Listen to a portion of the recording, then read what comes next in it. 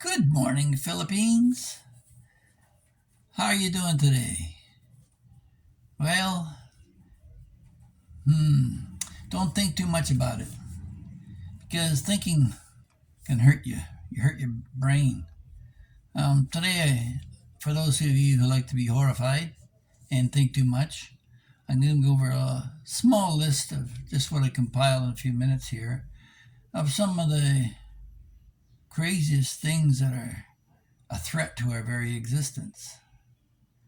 Um, just imagine yourself on a spaceship traveling 180,000 miles an hour through space. And what do you see coming at you? Because while the Earth travels at 30 kilometers a second around the sun itself is traveling 19 and a half kilometers a second through the galaxy. And I don't know how fast the galaxy is moving, but we're traveling at a huge clip through space. And here's the interesting part. People think, oh, the Earth travels around the sun. And then if so you saw something the last go around, well, we're likely to see the next go around. No, the Earth, relative to the sun in space, the sun is millions of miles away from where it last was when we go our next turnaround. So when you're traveling through space, you can be in a completely different area. So when you say there's no intelligent life in space and we can't find it, well, every year we're in a whole different area of the galaxy. Now we're still relative to all the other planets, but who knows what asteroid, comet, or whatever could come our way. So that one might keep you awake. So let's talk about globally with the poles of the Earth. Every million or so years, the Earth switches its pole north and south. So, and we're a magnetic gyroscope traveling around the sun. And gyroscopes, the law of inertia, and they require momentum, and things that can affect that momentum may change the direction relative to where we are to the sun or the moon or any of the other elements. So we should be aware of that. Now, the sun, meanwhile, it shifts every 11 years. And when it shifts, it switches poles. It causes great turbulence in its surface area, of course, because it's flipping the way its polarity is flipping. And it's spewing out huge molten hydrogen, magma, or not magma, magma is volcanic, but really hot stuff into space. And that stuff travels and hits our ionosphere, resulting in the northern and southern lights, which are very beautiful right now. And the reason for that is that 2024 is the year that the sun is supposed to flip. Now, what happens when it flips is with these solar flares in 1854, which is early in our development, there was a thing called a Carrington event. You can look that up online. It mainly hit Australia because that was where it was facing the sun, I guess, at that time. And it fried their whole electrical grid. So when it does when it does spin and hit, if there's an electrical storm and more turbulence, it could knock out all of our satellite communications around the globe and affect the internet, the banking industry, world trade, everything. So that's another scary one. Even the cables that are under the ocean that directly link, that travel between Taiwan and Japan, and they're deep in the ocean, but even they would be affected by the gamma rays that would be attacked. And nothing has been done to protect the American electrical grid. And this is one of the top concerns the military has, because even in current warfare, North Korea has discussed the possibility of launching a nuclear missile and explosion over continental U.S., causing an EMP just like the sun would, and would knock out the entire electrical grid and cause great disruption. So And it's a very real possibility, and the scientists are aware of it, and they've been warning about it. But so this is the year 2024 when the sun's going to flip. Now, I just mentioned on another blogger's site that it might be a good time for you to pull a little extra cash in case the banking system is shut down for a few days, so that you are prepared. And yeah, be ready for that. So, how we treated the planet itself? Not too good. And we do things blindly without knowing what the effect will be. We have particle accelerators like the Bern accelerator in Switzerland that's going right now, and they say that they may be able to create some mini black holes. Well, how many will they be? We don't know. We've created 24 new elements, from Nobelinium to Einsteinium to others that never existed on this planet before. So how are they going to react with nature if they're combined with other elements to create new chemicals? We don't have a clue. I mean, we didn't have a clue. We thought thalidomide was a great thing, and for women, and we thought Percocet was great for the Blitz for the Germans to invade France, and now methamphetamine is a scourge upon the planet. But a scourge, sorry, did I say splurge? Sorry. So, while Elon expresses concern for AI, artificial intelligence, and the singularity, and currently artificial intelligence is ranked at about a sixth grade level of intelligence, but they figure within 10 years it'll be a college degree or more. So that's coming down the pipe. But if you were to go online and look at what the general consensus on risks to humanity, they come out across as carbon emissions and the greenhouse effects of that, which that interacts with nature, and we can get into that later if you like. Then there's the groundwater extraction. Globally, we're extracting water out of the ground. It's not being replaced fast enough, and it could cause a global shift, because while we're extracting groundwater there, we're building huge dams like the Three Gorges Dam in China, which added trillions of gallons of water sitting there at 42.5 pounds per square foot on top of all these plates, these very active plates. And shortly after the Three Gorges Dam was built, there was a massive earthquake in China. It affected a panda reserve, and you probably would never, much of the media never would have heard about it if it didn't involve pandas. But yeah, that's going on. And while we're extracting iron and magnetic minerals out of the Earth's surface and redistributing them, don't forget we're on this big gyroscope that's spinning through space, and we're distributing things that may affect the inertia and the direction of the planet, which is traveling through space at great speed. So, along with groundwater extraction, they talk about invasive species, but it's 20% of the planet is exposed right now for invasive species.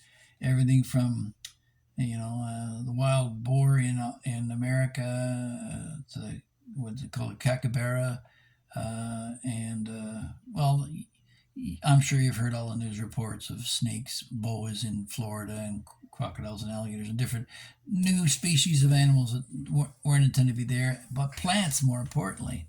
And how that affects the American prairie is another risk, because it's defoliated faster than the Amazon rainforest, and they see that that's another risk, although I wasn't really familiar with that one. I am very familiar with pollution and plastics, and have been on about that for years. It's wiping out animal life on a global scale on the oceans as it floats. Sea turtles see a white plastic bag as a jellyfish and choke, dying on it. Whales are getting caught in nets. You see videos all the time of people jumping overboard to try and rescue a whale. And crazy stuff because of our pollution. So, along with all this, diseases, super bacteria is developing that can overcome our antibiotics. And now the hospitals are becoming centers of disease uncontrollable. They're getting concentrations that they can't keep on top of, and they're struggling with that. So maybe it's time to get the doctors out of the hospitals and do house to house home inspections instead of putting people at risk by concentrating them all in one spot. That's just a suggestion. But along with the bacteria, people are unaware of it for the most part, but there's trillions upon trillions of viruses that land daily on the planet. Every hour, they're landing all the time. You're breathing them in, breathing them out. Whatever combination, they can mutate, and they do, and that's why we have things like the COVID incident, and there'll be sure to be more of them. You can see this coming as an accelerating pace. When the sailing ships first started, there were three major diseases. I think there were typhoid, malaria, and yellow fever that spread from Africa into Asia and decimated the population there. And it was only through high birth rates and the development of antibiotics. And actually, Canada was instrumental in developing higher yielding rice through some genetic engineering that helped India a lot. So, yeah, eventually these viruses and bacteria are going to overcome it. And then there's another thing. People talk about the bees. When the bees go, we're all gone because they're like the canary in the coal mine. Well, people are totally oblivious to the fact that moths and nighttime flies and other things like that, they're also pollinators. But with the advent of the incandescent bulb, and you can light up half the globe now, you can see at night photos taken. This is disorienting all of the insects. I'm saying all of the nighttime insects because they've discovered that there's a dorsal orientation of all bugs and insects that fly at night that is supposed to be sensitive to the light coming from the stars so they can navigate and find whatever flowers or plants that they're supposed to pollinate. But with artificial light, they point their dorsal towards the light and end up going around and around. That's why you see them buzzing around the light at night, because they think they're going straight. But no, they're in a death spiral and they'll never get to pollinate anything. So we're missing out on a lot of pollinators that are not even mentioned other than bees. So you should be aware of that.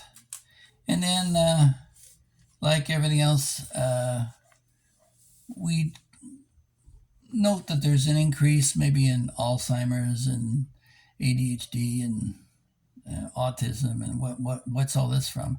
And everybody points the finger at vaccines like they're the problem. But everybody's blind to the fact that militaries around the globe are eliminating aluminum from their mess kits. Aluminum was a rare element, and the only reason that it's come into great use is because of the discovery that when it's charged electrically, bauxite will convert into aluminum. And in the times of the French kings and queens, it was more rare and precious than gold. It was very rarely found in nature. But now there's aluminum chlorhydrate in your deodorant that you're administering directly to your skin every day, and that's all being sucked up by your liver. I wonder what that does to you and to your testosterone. So if you've been able to bear with me this far and you're still in a state where you're not hiding underneath the couch, here's the one that is the kicker for me. And it's so personal. and it's affected so many families, and so many people, men and women, have been hurt by this. No, I'm not talking about thalidomide or anything like that. I mean, there's drugs been applied for. In the 50s, they used Valium to try and calm the housewives down. And then after the Second World War, when large quantities, numbers of women entered the workforce, the birth control pill was developed not for any birth control. It was to make sure that they had a steady workforce that would show up for work. They didn't want women having children when economically it made more sense to get them in the factories and the plants and manufacturing things for the benefits of the capitalist. But they went and applied the birth control pill without proper study, like most things. And it's only been over the course of a couple of generations. We see the effects, but we haven't made the connection. Well, let me make the connection for you, okay? There's two principal hormones, I won't complicate you with the names of them, that basically balance out a woman's menstrual cycle. And what happens is, when she ovulates and releases an egg, and it comes down the fallopian tube, it's sensed, and there's preparation made for the egg to nest within the uterus. And during that course of the preparation, there's this structure that develops to block the one hormone, which makes the woman attractive to a masculine man. And it switches over for her to look for the more feminine side for protection. And what happens is that there's changes with her physiologically, mentally, psychologically, all a result of the interaction of these two hormones. So that's part of the normal cycle that alternates. But when the woman takes the birth control pill, it keeps her in a constant state of her body being tricked into thinking that she's about to become pregnant, which means that she's not attracted to men, that she's going to start putting on weight, that she's preparing for herself to be more protective of her and her space, and maybe more combative to make sure that her nest is protected. So what's happened is that we've all had the wool pulled over our eyes. The birth control pill doesn't just affect women. They are not an island unto themselves. It affects men, just as I've stated previously that when a man witnesses a birth of his own child, there's an effect in his testosterone levels. It changes a man. That's why you don't see a bunch of married men looking to run off to war. There's the odd one that may, but once you settle down, what does that, right? It's outside conditions. And similarly with women, now they're in a constant state of anticipated pregnancy. They don't associate with the strong masculine man. They're looking for the feminine partner.